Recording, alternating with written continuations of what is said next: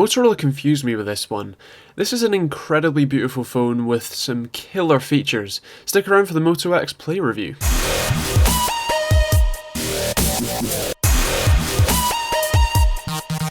Check out our website at TechteamGB.co.uk for more info on both this and many other products, and also up-to-date news on all things tech. Stick around for this awesome video. This phone is really quite interesting. It kind of makes its own category. It sits in the sort of mid-tier flagship range, and we'll cover more later. Let's jump onto the specs. So first of all, it's a Snapdragon 615, which is an 8-core, yes, 8 cores at 1.7 GHz, as well as an Adreno 405 GPU, 2 GB of RAM, and my one has 16 GB of read-only memory, but you can get 32 as well if you did so want it. You also get a very nice sort of texture feel power button and a nice volume rocker on the sort of middle top on the right hand side as well, which is always nice, and you can definitely feel which one's the power button, so that's all cool too. On the back you get a removable backplate for pretty much no reason. There's nothing to see underneath it really, except for the sort of antenna bands, but you can switch it out with another one if you want, if the one you got on Moto Maker isn't quite to your style. Now, as I said, you can actually get this on Moto Maker and you can customize a hell of a lot with it and really make it your own. Not only can you change the color of the backplate, but you can also actually change the color of the entire phone and therefore, you know, just the rest of it. But you can also change the accent color, so what color the speakers are, and the little sort of plastic piece with the dimple. You can even add a greeting in the OS and carve your name in the back if you so wanted. Taking a look at the bottom, you see the micro USB port. You can also see how rounded the edges of the phone are. That's very nice for sort of swiping in from the left and right. Also up the top you get a headphone jack and the SD card and nano SIM slot tray, which you can access via the sort of pin tool that comes included in the box. There isn't too much actually included in the box. You do get a sort of wall charger as well as a cable. But that's pretty much it, so that's why I'm not sort of showing it here. But yes, the nano SIM the tray kind of doubles, which is actually a really cool feature, and I didn't really think of it. But the real killer for this phone, yeah, it's this. It's the fact that the battery is almost the same size as the Droid Turbo. It's massive. In fact, it's 630 milliamp hours bigger than the actual proper flagship one, which seems to be insane to me. So yeah, you also get a 21 megapixel camera, which actually takes some surprisingly decent photos, at very least from me anyway, and the dual tone LED flash. Even the front facing camera, which is I believe 5 megapixels, is still pretty awesome, as you can see from the sensor. You can actually take some very nice pictures with this, as you can kind of see with nice depth of field. I didn't really have the best day to go sort of shooting with, but even on things like video, it seems to have some very intelligent settings where it crops the actual frame so that you get incredibly smooth footage. As you can see here, I'm actually holding this completely on my hand, but it kind of looks like I'm using a Steadicam. I'm walking around and I have incredibly shaky hands, so that's probably the reason why you can only get 1080p with this 21 megapixel sensor, but you can also do slow-mo, which is pretty cool.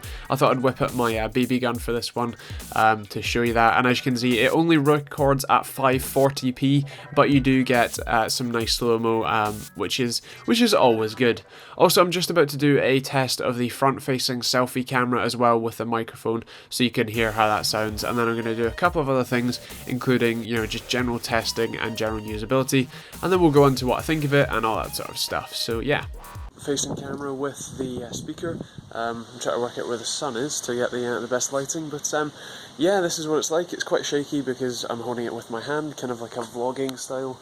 But yeah, it's not bad. The rear camera is actually quite interesting. It seems to crop in to stabilise the footage as opposed to having optical image stabilisation, which actually not that bad. So let's talk about the battery real quick. I got 2.5 hours of screen on time from 45% battery. That's amazing. This phone lasted me about 3.5 days of sort of medium use, so I mean 3.5 days, that's not normal on a smartphone, that's amazing. But anyway, just to talk about the 5.5 inch 1080p screen, it is beautiful. Just the whole experience using the screen, web browsing, all that sort of stuff is fantastic. You also get effectively an added app called the Motorola app, and here's my catchphrase. 10 points to Gryffindor. So yes, that is the phrase that instead of OK Google, I say to activate the phone. I'm a bit sad, but I laugh at it too many times. And it's basically Google Now, but with a kind of an extra layer of integration. You're able to do things like post to Facebook, play music, as well as everything that Google Now does. So it's actually pretty cool. Here's a quick test of the speakers, and it's the sort of front-facing speakers, basically.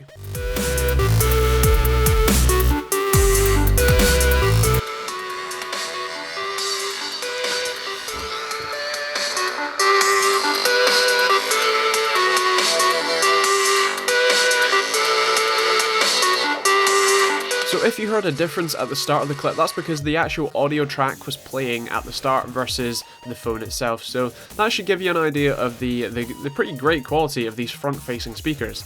Also, another really nice touch about this phone is that if you have it in your pocket or on a desk and you move it slightly or take it out of your pocket, it will turn the screen on to show you your time and any notifications you haven't already seen. You can then hold one of those notifications to read it, and then flick up to unlock the phone to go to that notification, and then flick down to just generally unlock. You also have some really nice features where you can sort of twist to turn the camera on, which is a really nice thing if you want to take a picture really quickly, and also haven't had any issues with it in terms of just like randomly happening. It has to be a very deliberate movement, and it vibrates in your hand to let you know that it's turning on anyway, which is a really nice thing, and I quite enjoy it. Also, generally speaking, the cameras are pretty amazing in terms of what I'm used to at the very least.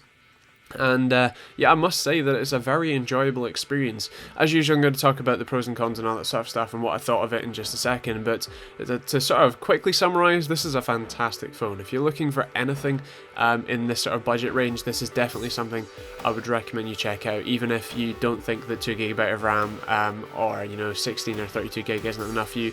Take a look at it and see what you think, because it's pretty awesome. So let's just jump into the pros and cons. First off, it's a fantastic feeling device. It fits in the hand really well with the curve and the sort of rounded edges. It's very, very nice to hold, and the soft touch plastic is great. The camera is the main concern for me because it's 21 megapixels, which is huge, but it doesn't have a 4K video option. It does, however, have a very nice sort of stabilized 1080p sort of cropped option, which is actually, it's a good trade-off, and personally I think I'd actually take 1080p stable versus 4K and probably quite shaky. Also, the front-facing camera is really nice. You get front-facing speakers. Even though media only plays at the bottom one, it's still very loud, very crisp, very just great. And the fact that you can customize it in Moto Maker is amazing. Also, the fact that it only goes up to 32GB is a bit annoying, but you do have microSD card expansion, so that's kind of a trade-off again that I'm not too displeased to make. Overall, it's a very nice experience. Stock Android's great, so yeah, that's kind of that. In terms of scores, it's going to get a 4 for 5 for money. The Moto G is the best at the moment, and that's kind of hands down. But if you want something that's a little bit better, this is definitely what I would recommend you check out. In terms of performance, it's not the best performing phone with only 2GB of RAM, but it does have an octa-core and an Adreno 405 GPU, so it's certainly not slow coach, but yeah, it's definitely pretty awesome, but it's going to get a 4. It's going to get a 4 for functionality as well, because it doesn't have 4K video, and it's just generally, it lacks a couple of things that you would kind of not necessarily expect. I mean, it has NFC, it doesn't have wireless charging as far as I'm aware, so I'd like to see that as well, but things like the twist to turn the camera on, which now ironically doesn't work, oh there it does, is pretty cool. So yeah, it's also going to get a 5 for style because you can customize it. You can make it literally and entirely your own, changing the color of the back, changing the color of the speaker grills and this piece of plastic here. It's just infinitely amazing. So yeah, I really love this. Also, it's going to get a 5 for TechteamGB score because it's been such an amazing upgrade. The battery life has been amazing with, as I said, 3.5 days of use. I legitimately don't charge it every night anymore. I charge it every other night, and that's just fine. I leave it at probably 20% on the sort of second day, depending on how heavy the usage has been. So yeah, it's just amazing. It's also going to get the Worth Money award because if you're looking for a new phone, check this out. If you're looking anywhere in the price range, the sort of similar ones are something like the Asus Zenfone 2 or the OnePlus One currently, but yeah, for the battery alone I go for this, let alone the sort of stock Android experience and just generally very nice feel, customizability and all that sort of stuff. So yeah, so that's pretty much it. Thanks for watching. If you liked the video, hit the like button. If you didn't, dislike it, but let us know what you did or didn't like in the comments down below.